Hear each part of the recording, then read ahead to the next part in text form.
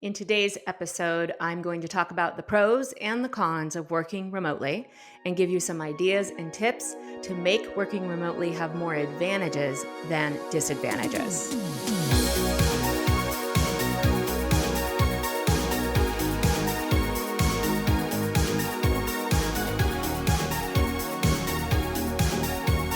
Welcome to the Remote Work Retirement Show. I'm your host, Camille Attell, and this is the only show dedicated to remote work for semi-retirees, people leaving the workforce, and people working in retirement to help them have peace of mind that they can live how they want without the fear of running out of money. Welcome to episode 7 of the Remote Work Retirement Show. I want to tell you that today's episode is unplanned. This is a little bit off the cuff. Well, let's be honest. A lot of these I do off the cuff. I mean, I plan them, but I don't always write out every word because that's kind of hard. But today's episode in particular was totally unplanned. I had a different episode planned for you that I will do in the future called the Remote Work Income System. But the reason I decided to change it up is it has been a very difficult couple of weeks. Now, for me personally, which honestly, my problems are first world problems. Let's get real. And, I've moved and that was hard. I'm actually in a new office. I'm trying to get my sound right. So if it's off today, forgive me, I'll fix that. If you're watching this on YouTube, I don't have my beautiful photos that my friend William Trinkle took from our travels on the road. So I'm kind of adjusting. But it's been a difficult week for the people of Ukraine in particular and the rest of the world watching. And I just don't like to gloss over things like that. I'm someone who is very much tuned into the world. I'm always watching global affairs. I always have. And this situation in particular has been really depressing and at times quite helpless. And I'm sure that if you are watching things unfold, that you have felt this way too. So I've moved. I've been watching the news nonstop, which is no good for mental health. I'm going to talk about that a little bit today. And really, we've just come out of a pretty tough couple of years.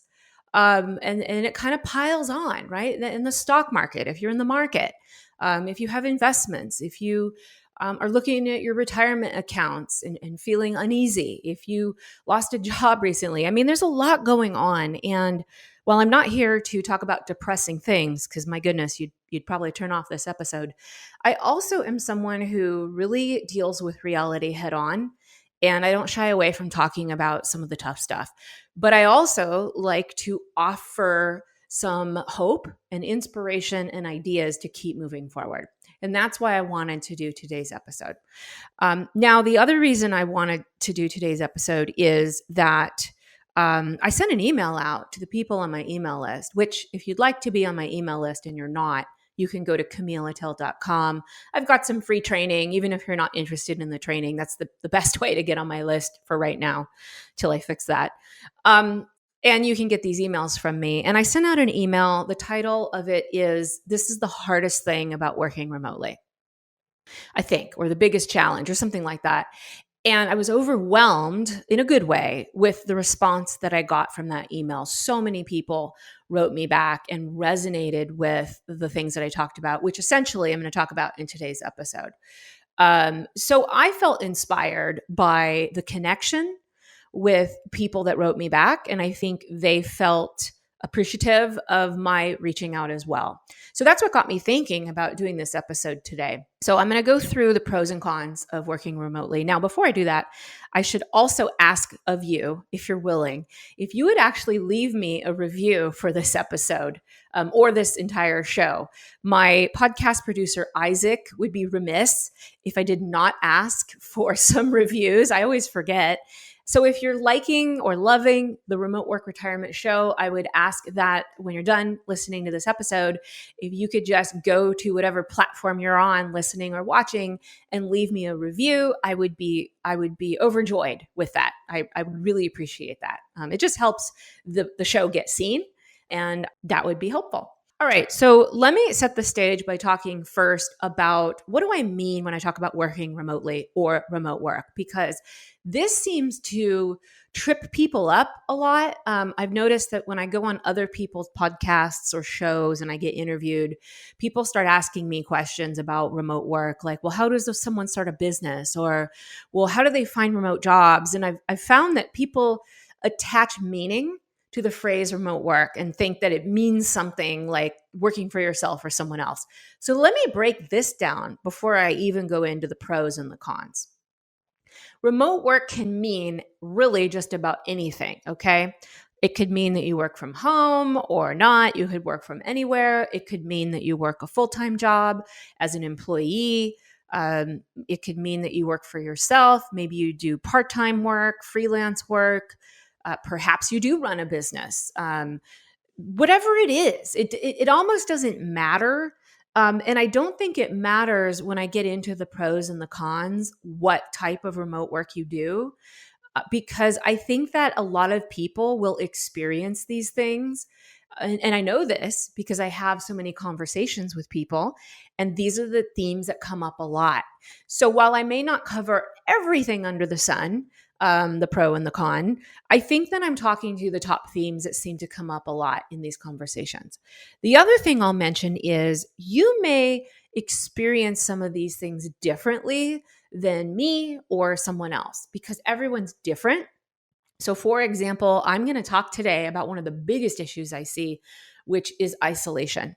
And you may be someone who doesn't feel isolated the way that someone else might feel. Someone wrote me back from the email I sent yesterday and said, well, I resonate with some of these things, but not all of them because I am an introvert.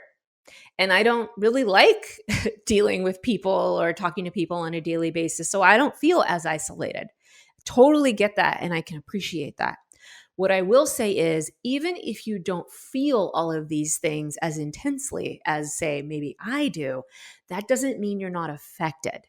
And so it's still good to take stock of what is working for you with remote work and where do you have some challenges. Again, I'll name some of these things today, but then you can do your own work after this episode and really think about this, because the more that you can put some things in place to make this whole thing easier and more advantageous to you, the more successful you're going to be. Okay. So I wanted to set that stage. And with that, I want to get into the pros and the cons. Now, I don't even like calling these pros and cons because one person's pro is another person's con. But whatever, we're going to go with that. I almost want to call it like heads and tails of the same coin. Whatever works for you. Let's lay these out and get into them. And then I'll give you some ideas for each of them as well. Okay, let's talk about the first big pro of working remotely. And this is really what draws a lot of people in to doing it in the first place. And that is that you can work from anywhere. Now, it used to be the desire was to work from home, not for me. My desire was to work from an RV. And if you've been following my story or have been in my world for a little bit, then you probably know my backstory that my husband, Bryce, and I walked away from corporate America in 2016, got rid of a lot of our belongings and hit the road in an RV where we reinvented ourselves by working remotely and learning how to travel and be digital nomads and all that stuff. So there was a huge allure for us to travel and work remotely. But for some people, it is to just work from home. And not have to drive to an office or not have to be in one location with people or put on makeup or whatever it is for you. And that's just absolutely a huge advantage of working remotely. However, the con or the flip side of that coin is that for some people, working remotely can be very distracting. Now, if you work from home, the distractions at home may vary. It might be easy for you to say, well, I was going to start working at 8 a.m., but maybe I'll start at 9. That happens to me a lot. Or maybe you think, well, let me just do a little load of laundry over here. Let me just watch that show real quick and then I'll get to work. And those distractions can really add up and pull you away from working remotely or being on a type of schedule. Now, if you are on a type of schedule, which I'll talk about here in a minute, then maybe those distractions don't get in your way, but it can be pretty difficult. Now, if you're someone who travels and works remotely, that could present a different set of challenges. The distractions there could be that, at least I know in the RV community, you might want to just blow off the day and go for a hike because you're parked in a beautiful area. Maybe you're in an area where there's some gorgeous mountains that you want to go hike. People tell me this all the time. There's something about hiking that distracts people from working. That seems to be like the number one distraction is I want to go for a hike in the country or in the trees or whatever. Or, maybe there's an event happening that's only going to happen in that area on that day, and you're supposed to work, and you're like, well, maybe I'm going to move things around. And and that's also a benefit. That's a pro if you can do that. But for some people, it gets very difficult to find the balance between all of these distractions and just staying focused and getting the work done. So what is a person to do? How do you solve this? Well, again, it's going to come down to how you are as a person. Now, I'm someone who can be really focused when I need to. I do things by setting deadlines. Now, not everyone likes that, people don't like the word deadline. It kind of has a negative feeling to them. And I understand that. But boy, without those deadlines, I might not get some work done. So I like to set either deadlines or I like to set a milestone. And I say something like, okay, I want to get this type of work done by this date or this time. I also do things like set up reward systems. So if I get this amount of work done, then I can reward myself with this hike. Or, I try to set some limits on myself. Now, again, if you're someone who already has a schedule, if you work for somebody else and you work 8 to 5 or 6 to 9 at night, this isn't really a problem for you, then you don't need to worry about it as much as people who maybe have a bit more of a flexible schedule. But deadlines work for me. Planning works for me. Now, if you work from home, or even if you work from an RV or you're traveling, it's also a good idea to set some space boundaries. So for example, do you have a certain area of the house that's only designated for work? That's helpful because when you walk out of that area, then you don't necessarily have to take the work with you. You can close the door and you symbolically leave the work there. But if you're a mental processing person like me, it's hard because you tend to take the work with you in your brain wherever you go. So another thing you can do is you can set a boundary around time. For example, I don't think about work past 6 o'clock at night. Now, if it comes up for me, because it will organically, I tell myself, well, it's past 6, so I really can't think about this. Maybe I'll write it down and I'll leave it for tomorrow.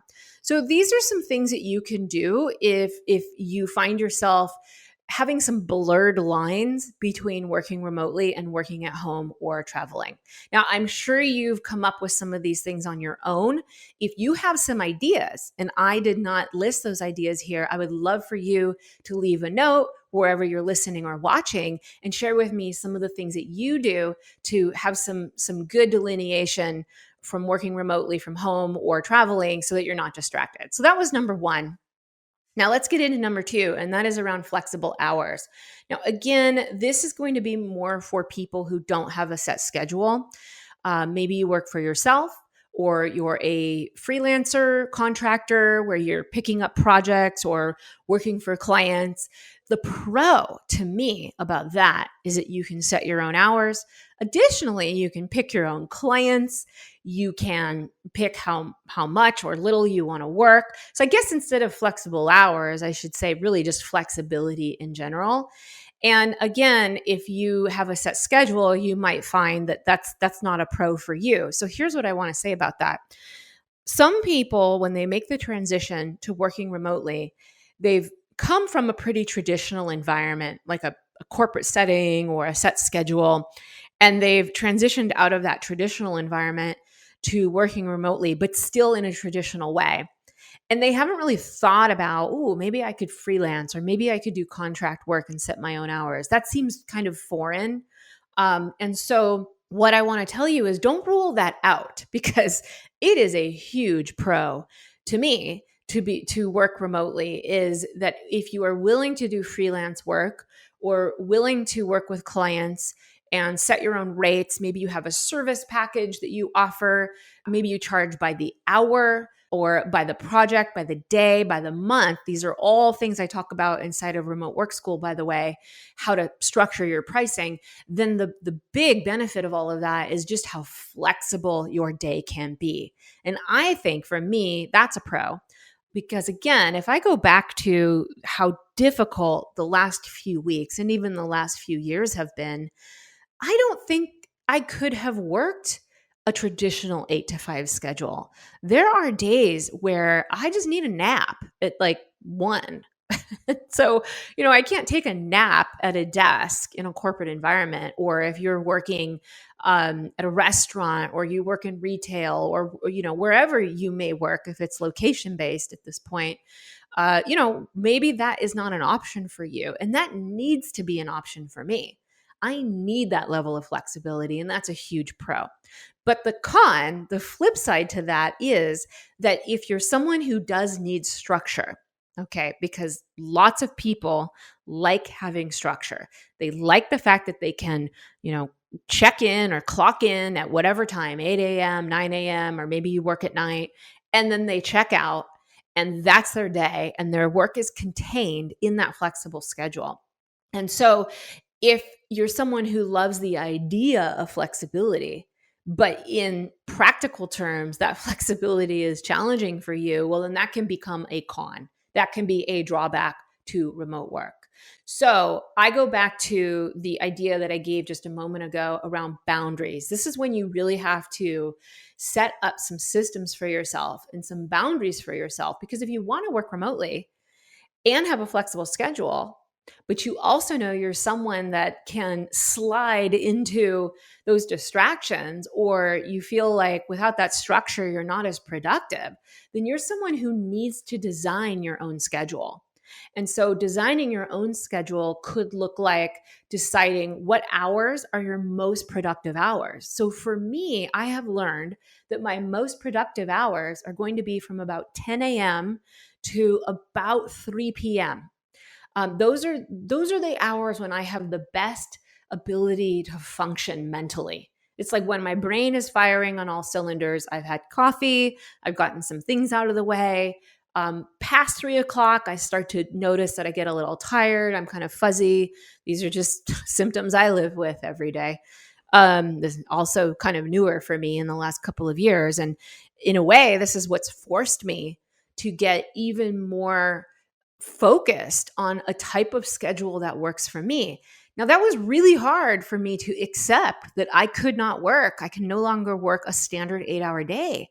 At first, that made me feel really terrible because I felt like I was a big slacker.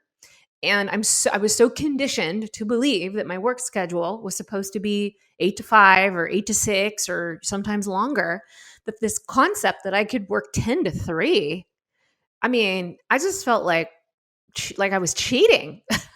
But what I learned is, how can I do the most productive work from 10 to 3? And now I'm happy to tell you that I actually get more done working for myself 10 to 3 than I ever did working for someone else 8 to 6.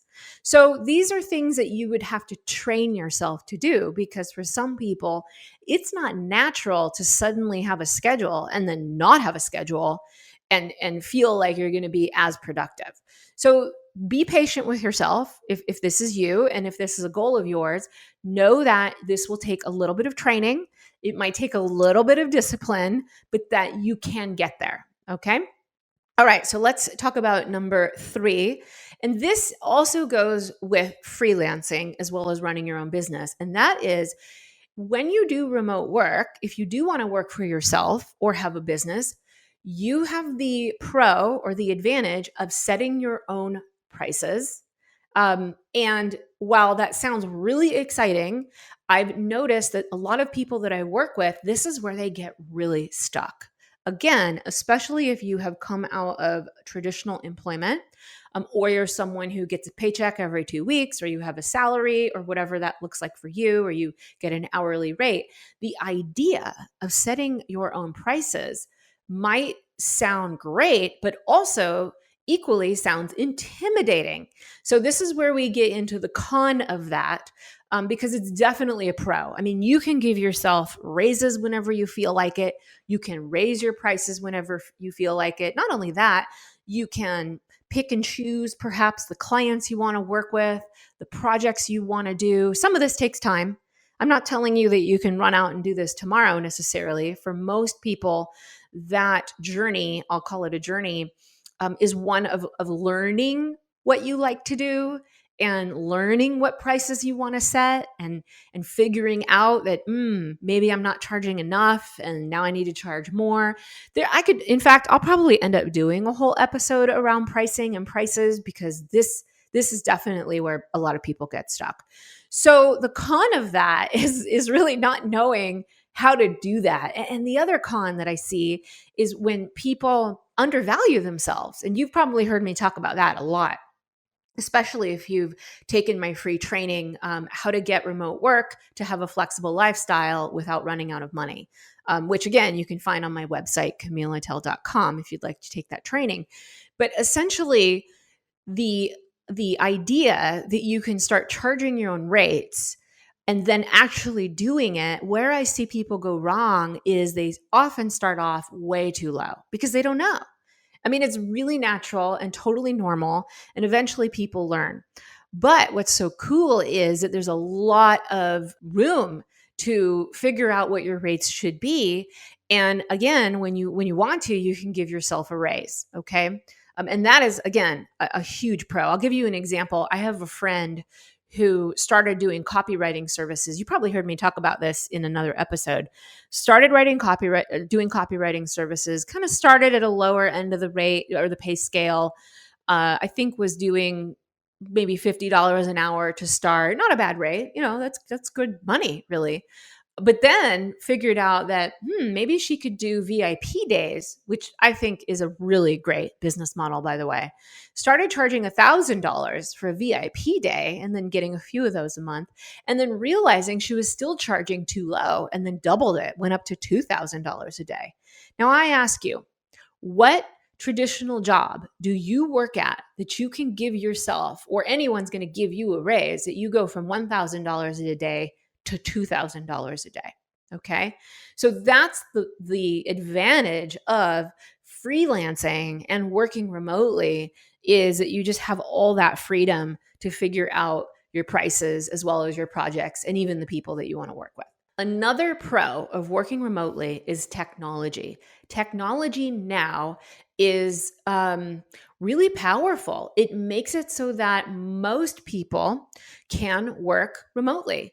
Now, you don't always have to use technology to work remotely. Again, remember, the word or the phrase remote work can apply to just about any type of remote work that you want to do. That could include going on location, but in different places. So for example, when I first started RVing, when Bryce and I started RVing, one of my first remote jobs was an acting job in an area that we were stuck in. That was Oregon, actually. It was this little public service announcement commercial that I found on Craigslist. It was my first quote unquote remote job. Did I need technology to do it? No, I didn't.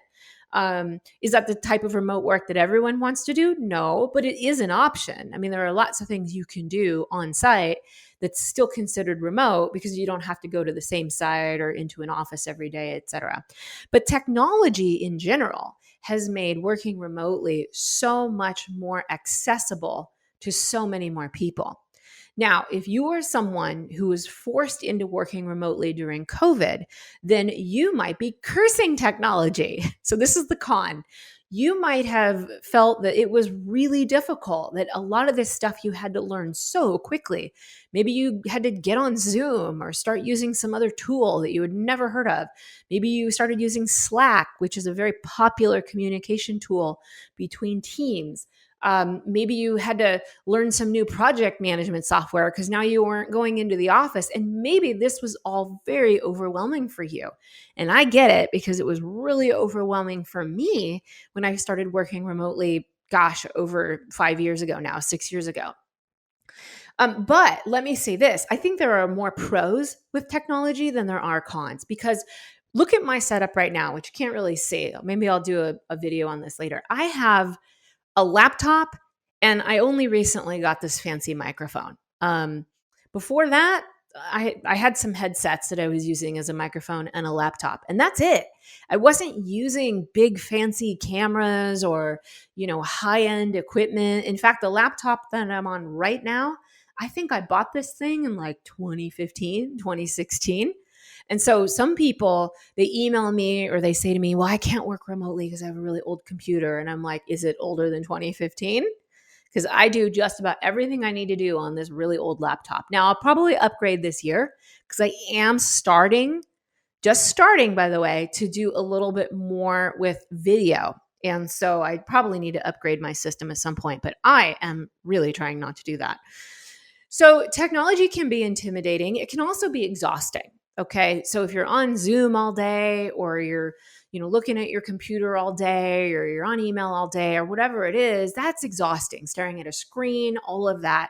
There are studies that talk about how draining that can be on a person's mental state. So here are some things about technology to think about. If you are on technology all day, your phone, your computer, whatever it is, it's a good idea to think about some other outlets that are not technology related for your downtime. Okay. So, like if you're on your computer all day, maybe you don't relax later while using your computer, still on a computer, watching a show or Netflix or whatever. Try to at least work in some things that are not technology related so that you give your brain a rest.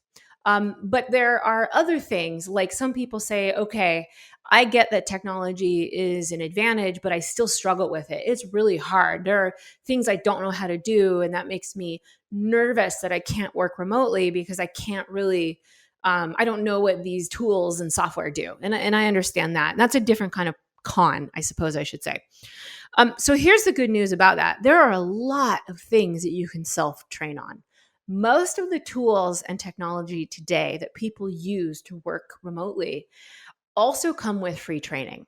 So for example, I mentioned project management tools. There are things out there like Asana or Trello or whatever. Most of those things come with free tutorials. And a lot of these tools are not that hard to learn. If I can learn them, almost anybody can, because listen, of all the challenges out there, I think technology is one of my biggest challenges. So it has been hard at times, but I'm here today still running my own business because I have committed to learning the right technologies. Now, you don't need to learn every technology, but you should consider at least one or two things, especially the ones that make you feel a little intimidated, and start teaching yourself or learning those things today, so that if you do get job offers or there are clients you want to work with or you want to start a business, that learning curve goes down a little bit. The other thing to think about is building a network of people who have different skills that you can tap into if you need help. Because that leads to the next thing I'm going to talk about here, the last thing I'll talk about with the pro and con.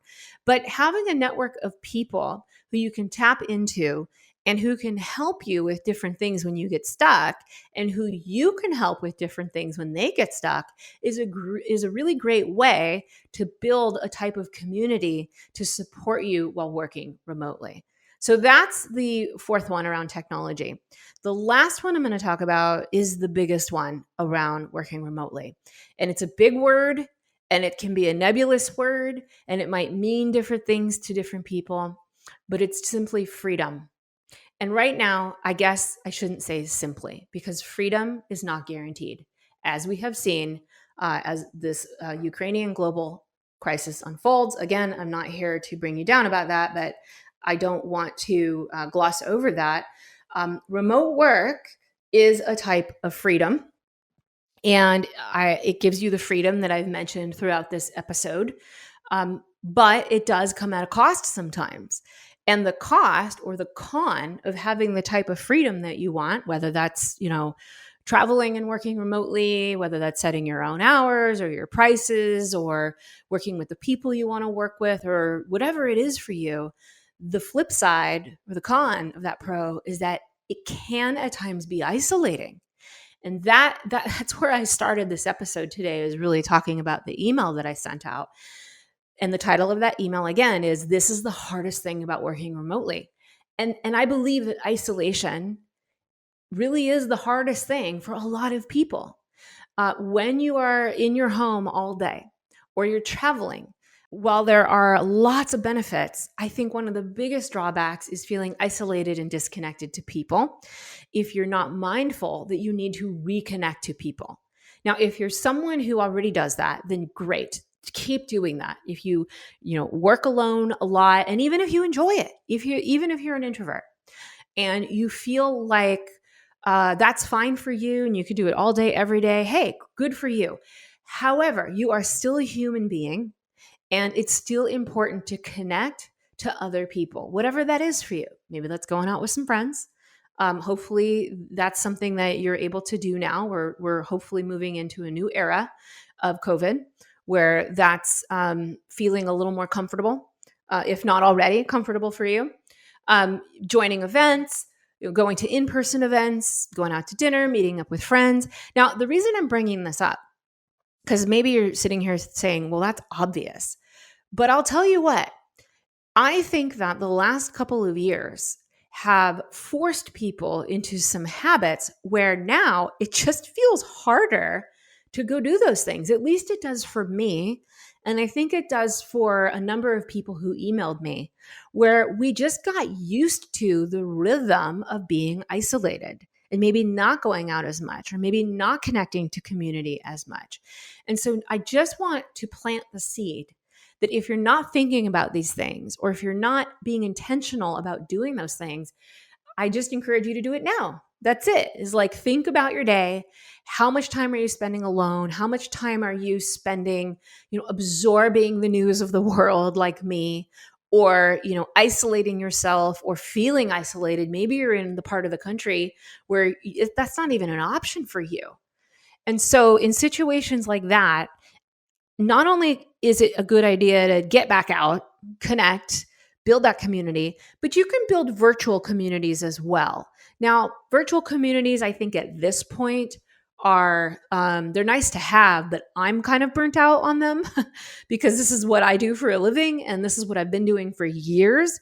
You may not be there. And so building a virtual community of your peers, getting together, plugging into a community, connecting with people, sharing stories, that's at least something. And it's better than nothing. Okay. So that, again, the pro of working remotely, the big pro is really freedom, whatever that is for you. But again, the flip side of that is it can start to feel a little isolating. And if you're someone like me who takes on the heaviness of the world, then you've got a 1-2 punch there where you're isolating and you're processing and feeling all day like me. And so you've got to think about what are some ways that you can reconnect to people. Now, one thing I mentioned in my email that I am going to do, I think I'm going to do this. I put it out as an idea and enough people responded that they want me to do this, is I'm going to do a community connection event. I don't know exactly when it'll be. I think it'll probably be late March. And all we're going to do is just hang out virtually. You'll get to meet some new people who you've probably never met before, who probably live, as far away from you as you're never going to meet this person probably other than online. I'm trying to be creative with, can I come up with something that would be really fun, like a game or a get to know you activity? I don't want to overly engineer it because that's not the point. So if you are interested in this, again, you can just get on my list, on my email list, and I'll be sending out some more information. This is free. I'm not charging anything. I'm not selling anything. I'm not asking anything of anyone. I just know that for me, I miss being around people. And apparently, people on my email list miss that too, because a number of people have asked me to move forward with this idea. So you can go to CamilleAttell.com, get on my list that way. You could also go to morethanawheelin.com. That's our RV related website. There's a number of things you can sign up for there as well, just to simply get on my list and start getting emails from me if you don't already. So let me just recap the 5 pros of working remotely. I will end on a high note and focus only on the pros for the recap. Number 1 is that you can work from anywhere. You can work from home, you can work from your RV, you can travel and work remotely like I did when I went to Thailand and Vietnam. That was a lot of fun. Number 2, flexible hours, especially if you're going to work for yourself, do some side gigs, have a freelance business. Number 3 is being able to set your own prices. Again, this is especially true if you freelance. Now, it's not only true if you freelance. I still encourage people to negotiate pay. So if you are doing traditional employment, I should add that if you feel like you should be earning more money or you want to negotiate salary, by all means do that. But if you are willing to freelance and work remotely, then setting your own prices is a pro. Another pro is technology. Technology is better. Internet is faster. You can do so much with not a lot of money invested in your technology, and you don't even need to learn anything truly that sophisticated to work remotely. And number 5, the big one, is freedom, whatever that looks like for you. With that, I hope you enjoyed today's episode. As a reminder, if you'd leave me a review, I would absolutely love that. With that, I will see you in the next episode all about the remote work income system. Take care.